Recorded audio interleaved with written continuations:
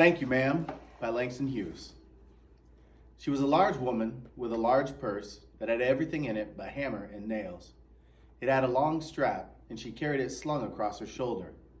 It was about 11 o'clock at night. She was walking alone when a boy ran up behind her, tried to snatch her purse. The strap broke. With a single tug, the boy gave it from behind. But the boy's weight and the weight of the purse combined caused him to lose his balance. So, instead of taking off full blast as he had hoped, the boy fell on his back on the sidewalk and his legs flew up. The large woman simply turned around and kicked him right square in his blue jean sitter. Then she reached down, picked the boy up by his shirt front, and shook him till his teeth rattled. After that, the woman said, "Pick up my pocketbook, boy, and give it here." She still held him, but she went down far enough to permit him to stoop and pick up her purse. Then she said, "Now ain't you ashamed of yourself?" Firmly gripped by his shirt front, the boy said, "Yes'm." The woman said, "What you want to do it for?" The boy said, "I didn't aim to." She said, "You a lie." By that time, 2 or 3 people passed, stopped, turned to take a look, and some stood watching. "If I turn you loose, will you run?" asked the woman. "Yes'm," said the boy. "Then I won't turn you loose," said the woman, and she did not release him. "I'm very sorry, lady. I'm sorry," whispered the boy.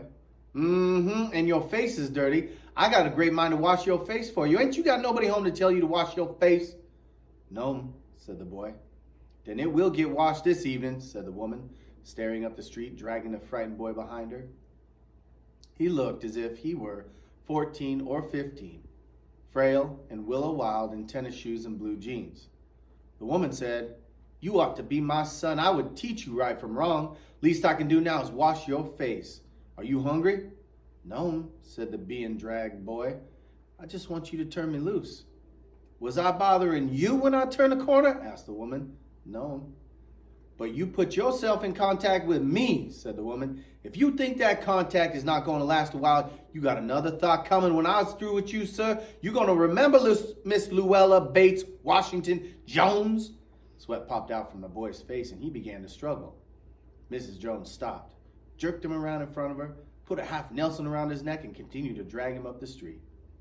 When she got to her door, she dragged the boy inside, down a hall, and into a large kitchenette-furnished room at the rear of the house. She switched on the light and left the door open. The boy could hear the other roomers laughing and talking in the large house. Some of their doors were open too, so he knew he and the woman were not alone. The woman still had him by the neck in the middle of her room. She said, "What's your name?" "Roger," answered the boy. "Then, Roger, you go to that sink and you wash your face," said the woman, whereupon she turned him loose at last. Roger looked at the door, looked at the woman, looked at the door, and then went to the sink.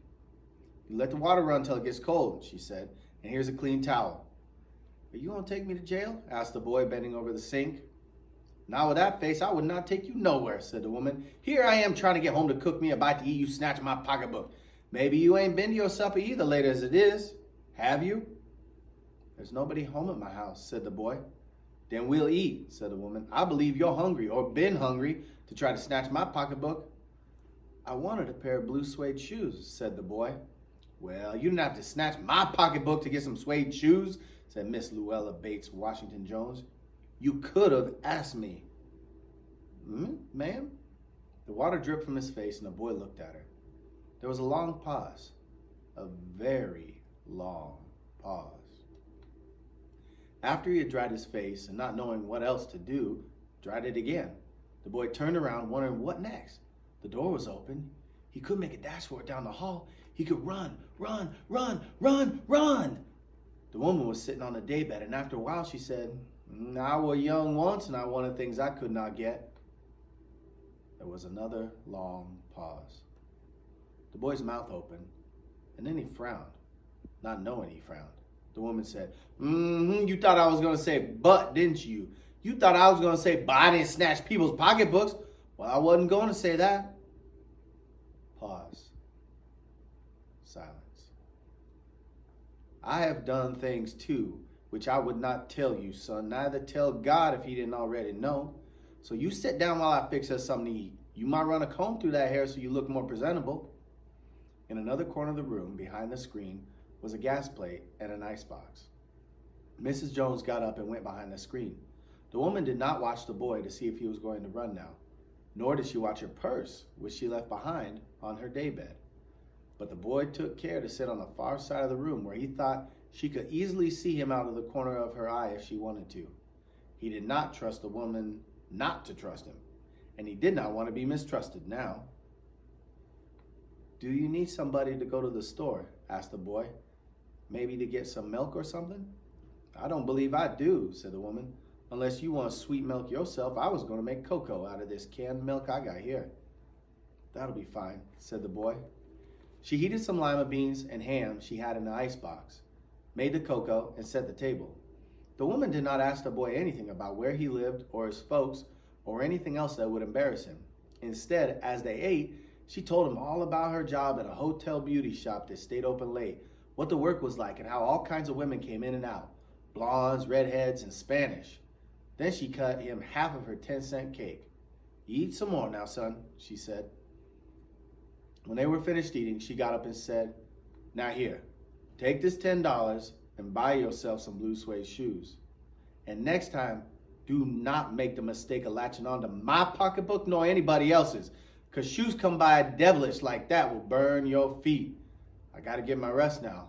Oh, but I wish you would behave yourself, son, from here on in." She led him down the hall to the front door and opened it. "Good night. Behave yourself, boy," she said, looking out in the street. The boy wanted to say something else other than, "Thank you, ma'am," to Mrs. Luella Bates Washington Jones, but he couldn't do so as he turned at the barren stoop and looked back at the large woman at the door. He barely managed to say, "Thank you," before she shut the door, and he never saw her again.